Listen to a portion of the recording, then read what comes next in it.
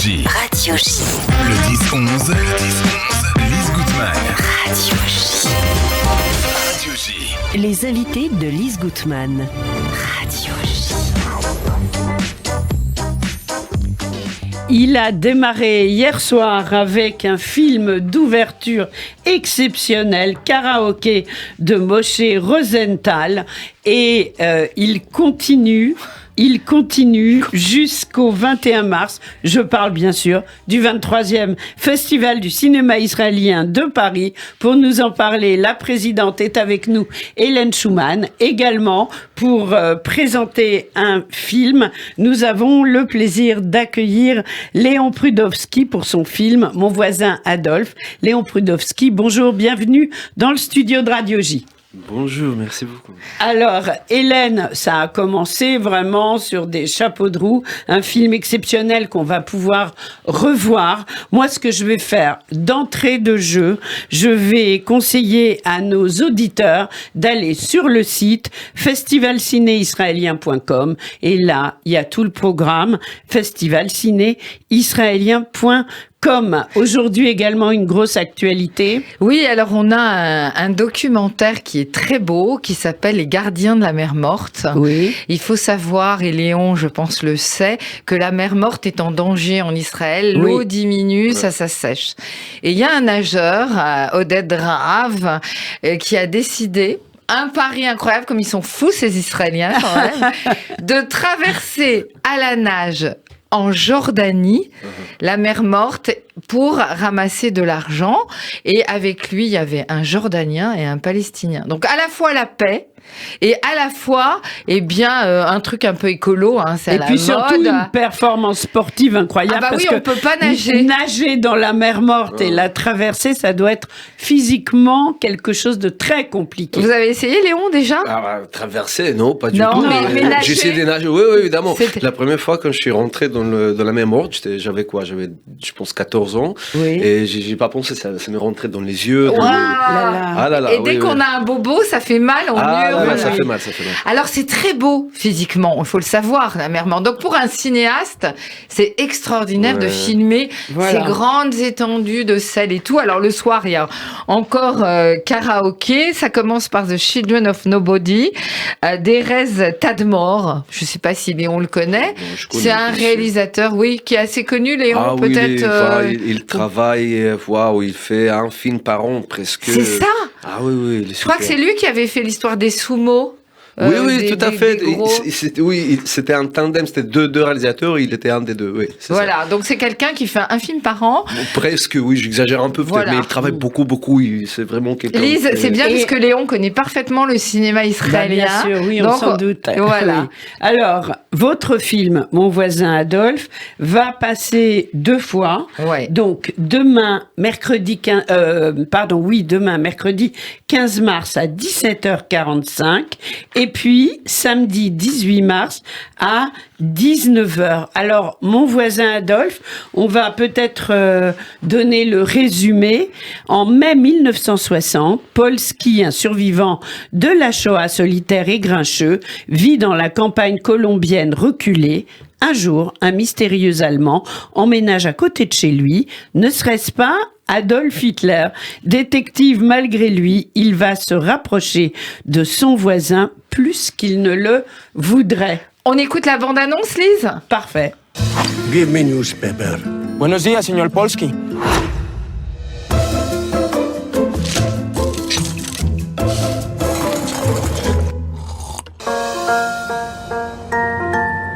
Mr. Polski, why do you think your neighbor is Hitler? Those eyes. I will never forget those blue eyes. Didn't have brown eyes? But no. Do you have a photo of your neighbor? But why I would have photo? It's him, I'm telling you. He's left-handed, amateur painter.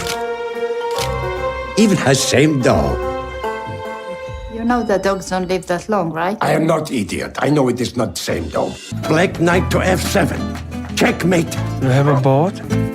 That's plan. There is old Nazi safe in his bedroom. You've been to his bedroom? You are a good neighbor. Mr. Polsky, smile. Adolf Hitler killed himself. Soviet version. I mean, who can trust the commies? Mon voisin Adolphe Léon Prudowski. Alors, d'où vous est venue, Léon, cette idée? En fait, c'est assez simple. C'est pas. Je suis revenu du festival en Brésil il y a 13 ans. Je parlais avec mon ami qui va devenir à un moment mon co-écrivain. Et je lui racontais sur Brésil. C'était la première fois à Sud-Amérique. Pour moi, il m'a dit, écoute, on va écrire un film sur Hitler qui est escapé, qui fuit ses punitions. Oui. Et voilà, il se cache quelque part à Brésil, en Amérique du Sud. Je voulais pas vraiment raconter une histoire sur Hitler. Du coup, il faut travailler les personnages, oui, et tout ça. Ça m'intéressait pas. C'est pas un thème qui m'intéresse. Mais bizarrement, la nuit, j'y pensais beaucoup. Et du coup, je me suis dit, c'est bizarre. Si ma grand-mère, comment elle aura pensé sur Hitler. Et c'est comme ça que cette idée racontait pas sur Hitler, mais sur un rescapé de l'Holocauste.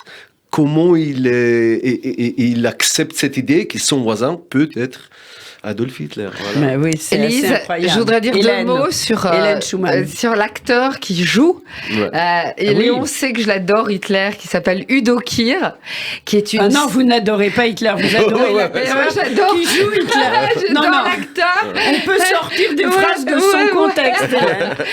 Qui est un acteur allemand, mais qui a eu son heure de gloire dans les années 70 avec Morrissey et toute une bande de New Wave, etc. Et il est extraordinaire. Et celui qui joue Polsky, Léon va nous en parler, est aussi très célèbre. Alors comment avez-vous réussi à avoir ces deux stars? D'abord, comme l'histoire, on a écrit le scénario en hébreu, mais du coup, le polonais et l'allemand, il faut qu'il parle quoi? Il parle anglais, je suppose, ou allemand, mais plutôt anglais, parce que mon allemand est pas si... je parle pas vraiment. Et si on parle anglais, on voulait vraiment trouver des acteurs internationaux qui parlent anglais bien, qui vont travailler sur le personnage et pas sur comment il parle. Voilà, bien sûr. Et voilà, et donc on a cherché quelqu'un de polonais, c'était super difficile. Et on a tombé sur David Heyman qui a joué dans The Boy in Street Pyjamas. C'est un film sur l'Holocauste aussi. Très beau. Et il a joué en fait un type qui s'appelle Pavel. Et dès que j'ai vu ses yeux, qui étaient un peu mortes, qui étaient un peu comme s'il est plus vivant. Oui. Et voilà, on s'est dit, voilà, c'est ce qu'on a besoin de quelqu'un. Tu regardes dans ses yeux et tu vois l'Holocauste, quoi. Tu vois qu'il y avait un tank qui a passé sur lui, qui l'a écrasé déjà. Bien sûr. Et donc, voilà, on l'a choisi. Et il a bien aimé le script, comme Udo d'ailleurs, il a adoré le script. C'est incroyable qu'il doit. Alors, Hélène, où est-ce que vous avez découvert ce film alors, moi, vous savez que je fais mon marché à Jérusalem et à Haïfa. Ouais. D'abord, il faut savoir. À chaque fois qu'Hélène dit ça, je l'imagine avec son petit panier sous le bras, comme dans la chanson canadienne. C'est un peu ça, parce qu'en fait, j'ai vraiment un panier avec un cahier et un crayon, et je mets des étoiles. Et là, j'ai mis 5 étoiles tout de suite. Non, j'ai mis un gros cœur. Ah oui, encore mieux. D'accord. Et en fait, moi, je connaissais Léon, bien sûr, parce qu'il a une histoire dans le cinéma. C'est à 5 heures de Paris. On en parlait tout à l'heure. Il y a déjà 13 ans, Léon. Et en fait, c'est un film très beau qu'il avait fait, qui est un peu comme une bleuette, une histoire d'amour. Et ça avait eu un retentissement parce que le film avait été boycotté à l'époque par les cinémas Utopia, parce qu'il y avait eu l'histoire du fameux bateau turc qui avait été empêché par les Israéliens. Enfin, encore une histoire politique. On va pas rentrer dans les détails, mais le film avait été boycotté. Tout le monde avait crié. Parce que c'est un film israélien. Voilà, et tout le monde avait crié et tout. C'était le seul film israélien qui est sorti cet été-là. Donc voilà. Et tout le monde avait hurlé et tout. Et du coup, c'est comme moi, il y a quelques années avec Foxtrot, où j'ai été boycottée. En fait, ça fait de la pub au film. C'est-à-dire que tout le monde est allé voir à 5 heures de Paris. Faudrait le repasser. C'était il y a 13 ans. Il y a 13 ans. Oui. C'est un très joli film. Et bon, j'ai suivi Léon parce que c'est vrai que j'aime bien ce qu'il fait.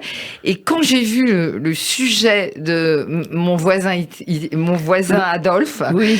je me suis dit, mais c'est incroyable comment on peut. Oui, imaginez ça. Et puis je me suis dit, chic, enfin de l'humour. Parce que j'adore le cinéma israélien, mais c'est vrai que parfois, hein, Léon, Bon, ça hier, manque quand un même, peu on a ri, d'humour, hein. Hier. de temps en temps. hein. Oui, c'est vrai qu'il a la tendance de faire des films un peu personnels, des drames Voilà, personnels. oui. Mais nous, on voulait vraiment un peu, avoir du fun avec ça un tout Voilà, petit peu, bien sûr. mais aussi toucher un truc d'un côté simple, simple et donné, d'un autre côté pas du tout, un peu compliqué. Ça veut dire les diminutions de l'ennemi. Voilà. C'est-à-dire comment on peut parler avec notre ennemi, notre pire ennemi même. C'est pour ça qu'on C'est a son choisi. pire ennemi, bien sûr. Voilà, le pur evil, le pur mal, quoi. Et où est-ce que vous l'avez tourné, ce film, alors? Et en Pologne et en Amérique du Sud, c'est-à-dire en Colombie, en D'accord. Medellín. Par contre, c'était très important pour moi que dans le film, on ne parle pas de Colombie parce que comme tout ce qui se passe, il se passe en Colombie, mais j'ai rien à dire sur la Colombie. Je connais pas assez bien ce pays, et donc du coup, j'ai décidé de ne pas toucher le thème de la pays. Donc du coup, on a inventé un drapeau qui n'existait pas. Pour nous, c'est D'accord. somewhere en Amérique du Sud. Ça peut être l'Argentine avec son Ouais, voisin, ça avec peut être- Eichmann Ça peut être aussi. partout. Ça peut être voilà. partout en Amérique du Sud où on parle en fait l'espagnol, quoi. Bien sûr. Alors, Lise, moi, ce que je voudrais dire, c'est que c'est à la fois un film très drôle, mais terriblement émouvant. C'est Oui. la première scène où on voit Pavel. Ah bon, on va pas tout raconter. Non, mais quand même en Pologne, Oui. on comprend pas, on voit qu'il est là, qu'il est heureux, il est jeune. On sent que c'est déjà un photographe et il prend des photos et voilà. Et après, fin de l'histoire. Oui. Et on se retrouve On se retrouve quelque part, Et somewhere. quelques années après, Ouais. et on comprend que... Et on comprend, oui. Oui, ce qu'il faut comprend. dire aussi, ça se passe dans l'année 1960 parce que, en fait, ça arrive genre une semaine après que le Mossad a attrapé Et Adolf Eichmann, Eichmann, oui. en Argentine. Et du coup, c'est dans notre personnage cette idée folle que, voilà, lui aussi, il peut faire le même truc. Il peut se venger, en fait, sur Hitler, quoi. Alors c'est très drôle, moi je voudrais faire cette petite comparaison, si vous permettez. J'ai pensé à Lubitsch. To be or not to Ah be. oui, évidemment que je l'ai vu pour. Voilà, et quand on parce écrivait. que c'est quand même, il y a une mise en Oui. scène exceptionnelle. Et ce qui est génial dans le film Lise, c'est que jusqu'à un moment, on va rien dire évidemment, on va pas faire comme dans les séries spoil, mais on sait pas. On sait pas, est-ce que c'est Adolf Hitler, est-ce que c'est pas lui? C'est ça qui est génial. Mais oui. C'est que Mais nous dites pas. Non, faut pas je trop dis en pas. parler. Non. mais c'est vrai, hein? Oui. C'est-à-dire, c'est que les questions, est-ce que c'est Hitler ou pas? C'est vraiment une question qui on se demande. Est-ce que ça fait partie moi, je sais que je suis plus âgée que vous et que quand j'étais plus jeune, Hitler aurait pu rester vivant et que Ouais. dans les années 70-80, on se pose, les jeunes que nous étions à l'époque, on se posait des questions en se disant est-ce qu'il est encore là? Est-ce qu'il est planqué? On n'a pas d'infos, etc. Mais que des gens de votre génération reprennent cette problématique, ça me touche beaucoup. Oui, justement, comme je dis, cette idée, ça c'était initié par la pensée sur ma grand-mère qui était rescapée de l'Holocauste et comment elle s'est donc beaucoup de choses dans le film. Par exemple, on va pas faire des spoilers, mais Non. par exemple la peur des chiens, des Bien bergers sûr. allemands, Oui. Mais même jusqu'à comment maintenant, on hein. traite Oui. la nourriture, des trucs comme ça et comment on ressent vers le monde, parce que ma grand-mère, elle a passé des heures en regardant par la fenêtre dehors, comme ça un tout petit peu, en se balançant, Enfin, c'était une genre de dépression, évidemment. Oui, bien sûr. Et tout ça, ça passait dans ma tête en écrivant. Oui, donc. Ouais, vous avez pensé. Là-bas, oui. Et aussi, pensé à elle, oui. Et c'était très important pour moi aussi, comme je sais que vous êtes le prof de Yiddish, c'était très important pour moi que les personnages dans le film parlent leur propre langue. C'est-à-dire, Polski, il parle, sa langue c'est Yiddish. Donc j'ai entendu dans la bande-annonce. Voilà, il parle Yiddish, enfin, pas Yiddish, il y a quelques mots, quelques phrases qu'il dit et tout ça, mais il y a aussi, il y a l'anglais, il y a l'allemand, l'espagnol, l'hébreu, enfin, on parle toutes les langues dans ce film. Bien et sûr. en fait, l'équipe aussi, c'était 7 langues. Et Udo, tu sais qu'il est moitié français, Udo? Non. Ah ouais, Udo, il est moitié français. Je pense son père, il est français. Alors, Udo, c'est qui? Udo Kier, Adolf Hitler. D'accord, celui qui joue Adolf Hitler. Le voisin qui il va venir, non? On aurait bien voulu, mais je crois que c'est compliqué. On a commencé avec le film, on a ouvert à Locarno. Vous l'avez tourné en quelle année, le film?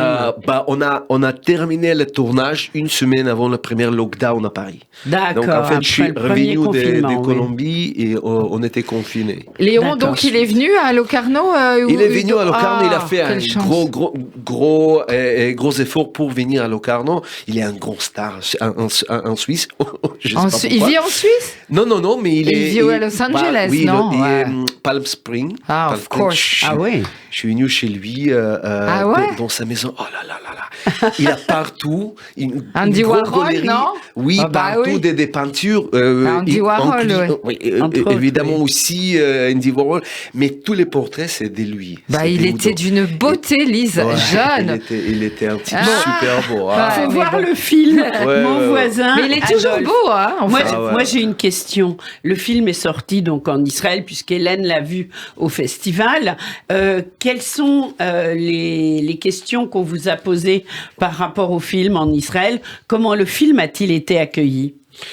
Et plutôt bien, même très bien. Mais en fait, chaque fois, donc, comme je dis, on a commencé à Locarno, après c'était Hambourg, après c'était Estonie, à Tallinn. En Inde aussi, non? En Inde aussi. Et partout, c'est un tout petit peu différent, mais les gens adorent le film et on me pose plein de questions et je peux pas vraiment arrêter sur une question. Il y a plein. Et en Israël, je pense qu'il y a peut-être quelqu'un, un Français d'ailleurs, qui est venu me demander, il me dit, écoute, j'ai bien aimé le film, mais tu sais, je pense qu'il y a quand même des gens, peut-être plus âgés, qui vont pas peut-être aimer tant que ça, et tout ça. Ah ouais. Et, parce que c'est un peu peut-être... On touche à quelque chose de sacré, mais de toute façon, dès qu'on en parle, on touche à quelque chose de compliqué. En tous les cas, il faut absolument venir voir donc le film dans le cadre du Festival du cinéma israélien de Paris, Mon voisin Adolphe. Ça passe demain, mercredi 15 mars à 17h45. Ça repasse à 19h samedi 18 mars. Un film à découvrir. Alors, un coup de cœur pour moi aussi, Lisa. Bien sûr, c'est pour ça que le film est programmé. En tous les cas, bravo, j'ai hâte de le voir. Hélène Schumann, il reste, donc le festival vraiment démarre aujourd'hui, on peut le dire. Vos coups de cœur, il nous reste 3 minutes. On va peut-être parler aussi des autres films. Bon, d'abord, il y a Léon. Vous avez vu comme il parle bien français, hein? Magnifique. C'est magnifique, bravo Léon. Plein de langues en plus. Hein. Et c'est compliqué parce que cette année, il y a vraiment plein de beaux films.